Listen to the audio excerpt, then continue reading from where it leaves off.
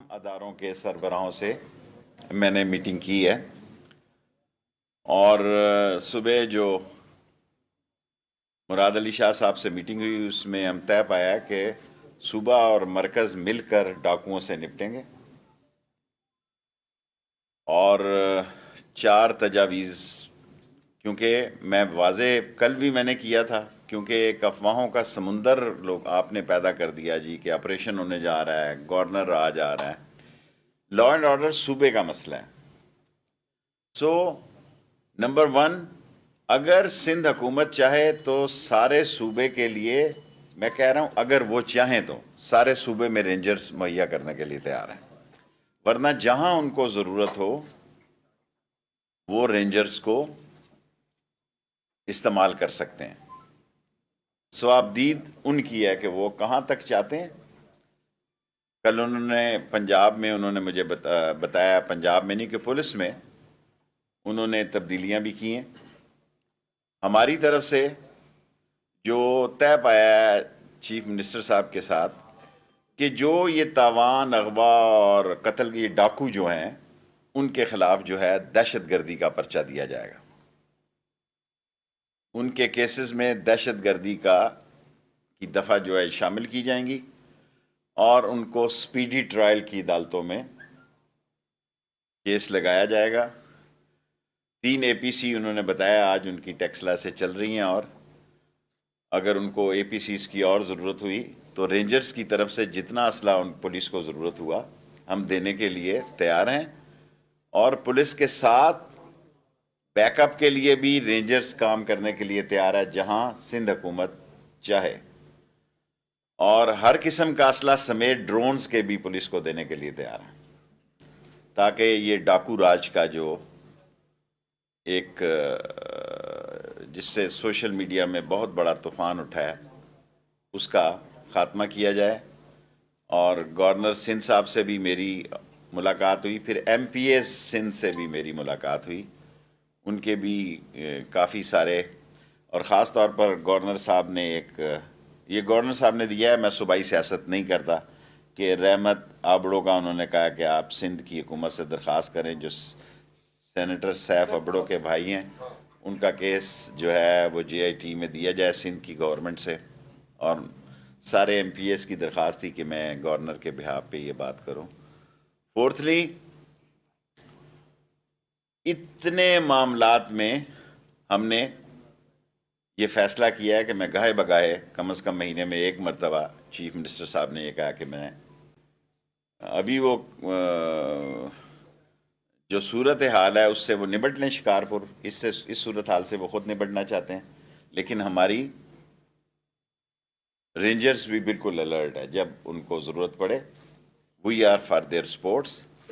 अमन जो है वो सूबे और मरकज़ का मुश्तरका मसला है, क्योंकि यहाँ इंसानी जानों का मसला है और इंसानी जानों में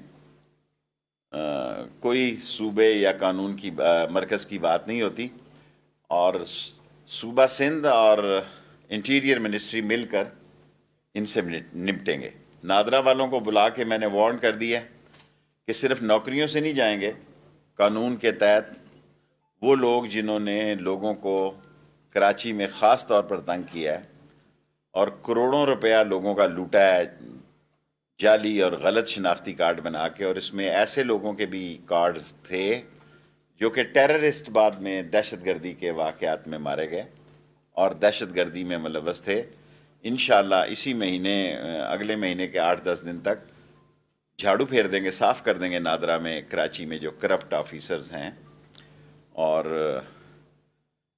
कुछ लोगों को वहाँ पे गिरफ़्तार भी किया गया है।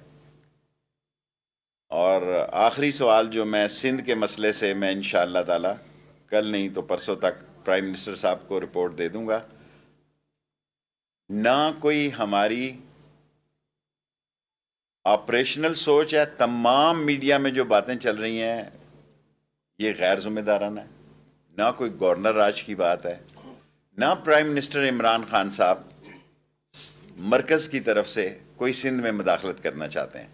और आज हमारी मीटिंग्स जो है, क्योंकि बहुत सारे लोगों का एतराज़ है जो कि मेरी अदारों से मीटिंग हुई, उनका भी ख्याल ये है कि बाज़ इस कच्चे के इलाके में जो 4-5 ग्रुप हैं उसमें बाज़ ऐसे लोग भी मुलव्वस हैं जिनकी सियासी दिलचस्पी हैं। हमने इस पर भी इत्तफाक किया है कि पुलिस को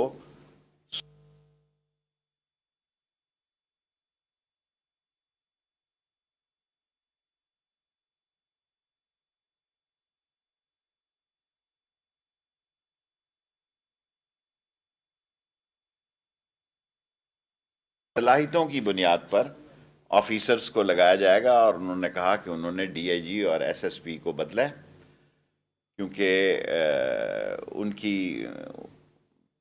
प्लानिंग जो है या वेल प्लान ऑपरेशन नहीं था। और कराची में वफाकी वजीर दाखिला शेख रशीद अहमद की जानिब से न्यूज़ कॉन्फ्रेंस का सिलसिला जारी है और उनका ये कहना है कि शिकारपुर ऑपरेशन से मुतालिक वो ये वाजे भी कर चुके हैं कि मरकज और सूबाई सतह पर मिलकर ये ऑपरेशन किया जाएगा। के तमाम अदारे एक लाइनर लेंथ पे हैं कि इस डाकू राज से जो है, जो कि कच्चे के इलाके में शिकारपुर है और जैकबाबाद है, इस इलाके में नाफिज है, और जो भी इसमें कोई बड़ा नाम मुलव्वस पाया गया तो उससे सख्ती से भी निपटा जाएगा। और जिस किस्म का असला सिंध पुलिस को ज़रूरत होगा वो हम देने के लिए तैयार हैं।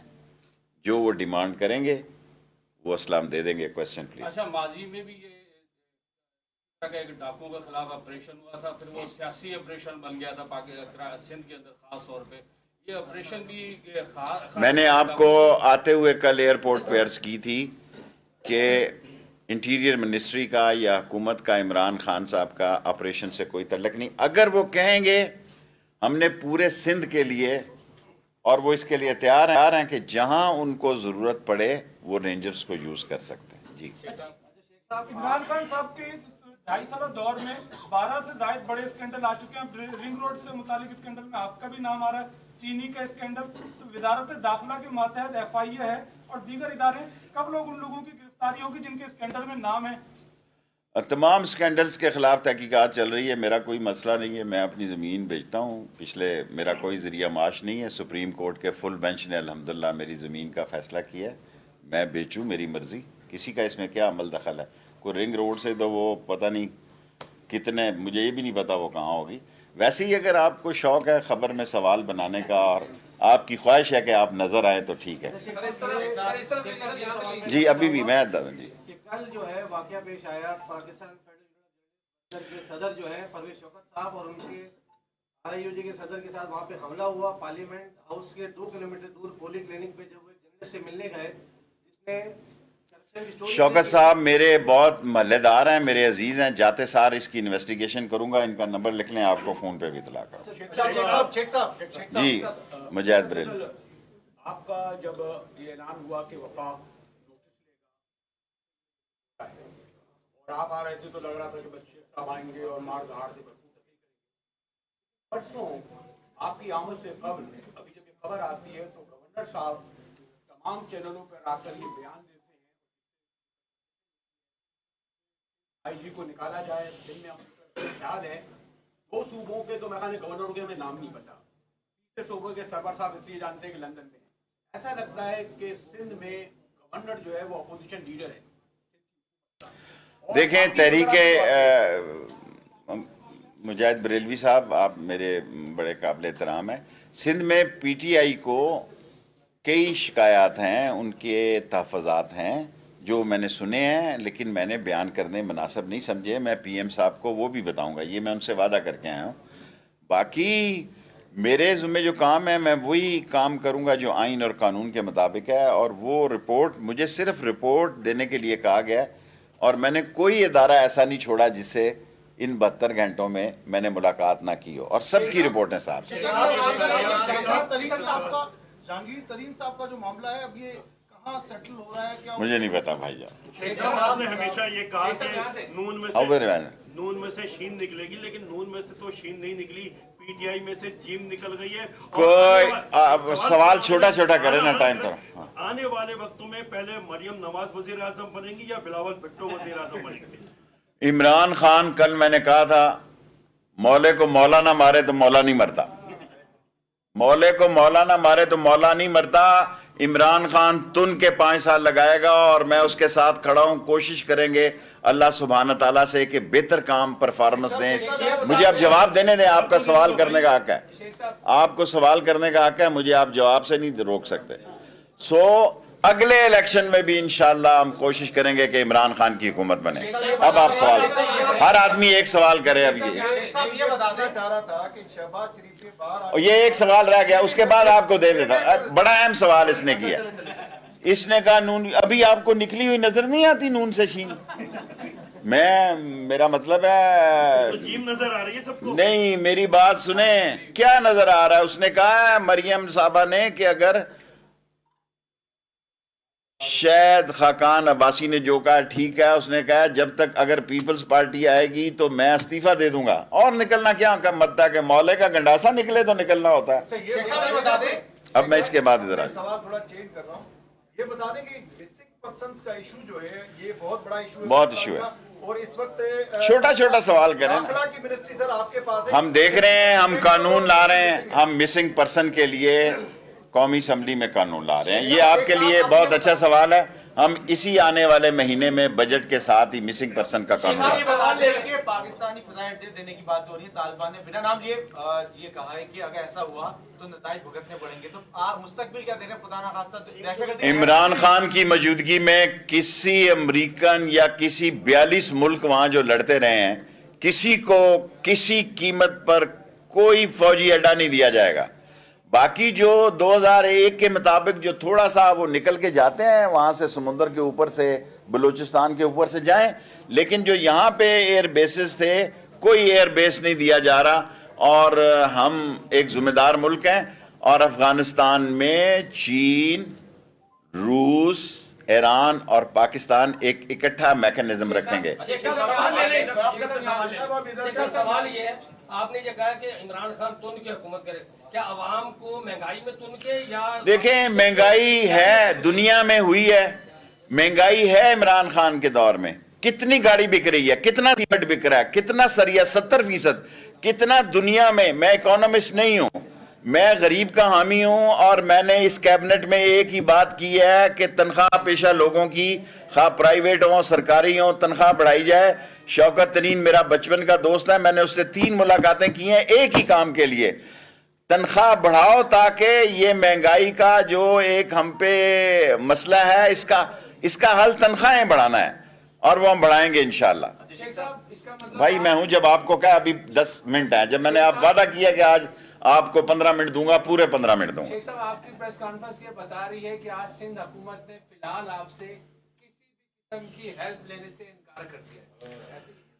मेरा ख्याल है सिंध हुकूमत से ने हमारे साथ बहुत अच्छे मामला तय किए और हम हुकूमत हैं, कोई आड़त मंडी नहीं है, हम कोई आड़त की दुकान नहीं है। इमरान खान एक मुंतखब हुकूमत के वजीर आज़म का नाम है और सिंध की मुंतखब हुकूमत ने जो कानून के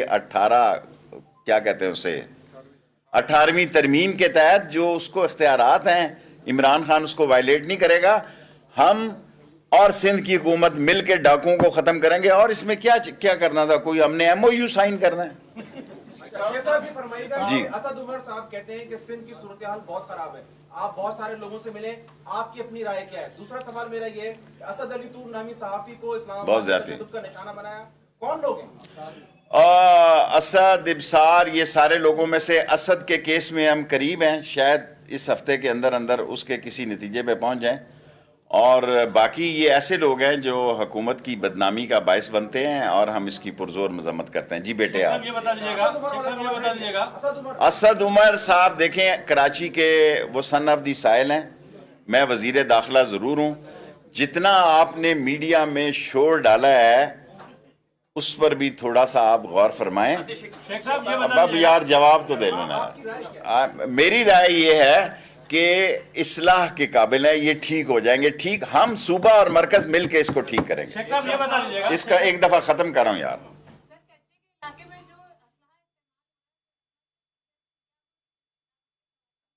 देखें, पाकिस्तान में निहारी वाले के बाहर भी असला लेके बैठा होता है। कराची में जाए आप, मेरी आप बात सुन लें आप, जिस साइज की उसकी देग है उस साइज की उसने गन रखी हुई है।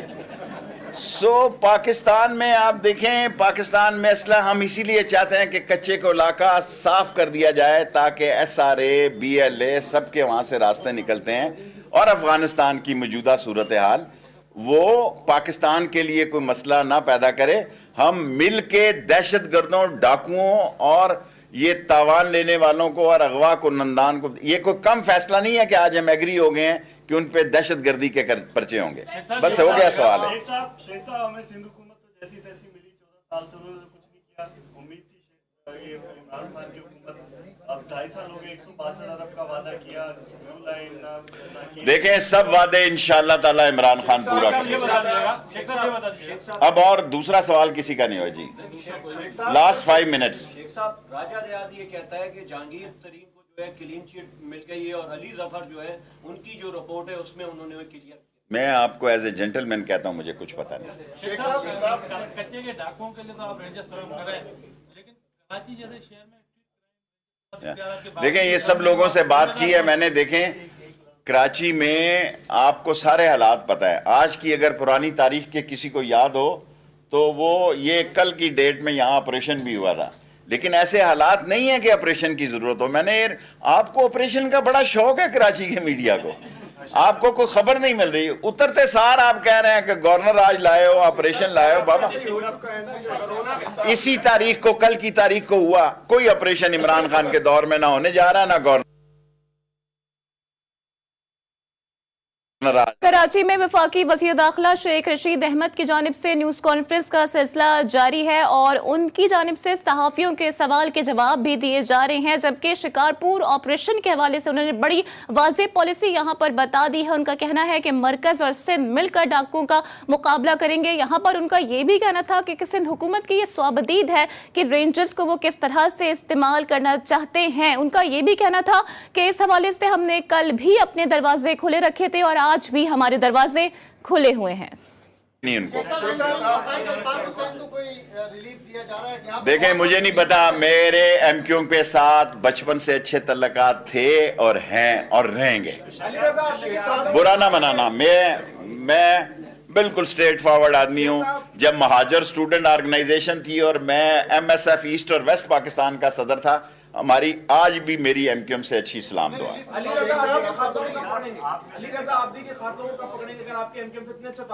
भाई, कातलों को जिसके भी हो, इसके लिए जरूरी नहीं MQM, कोई पठान हो, महाजर हो, बलोच हो, कोई कातिल हो, उसको पकड़ा जाना चाहिए। अब तो आप अपने सवालों का, अब मेरा टाइम हो गया उठने का, इसका मतलब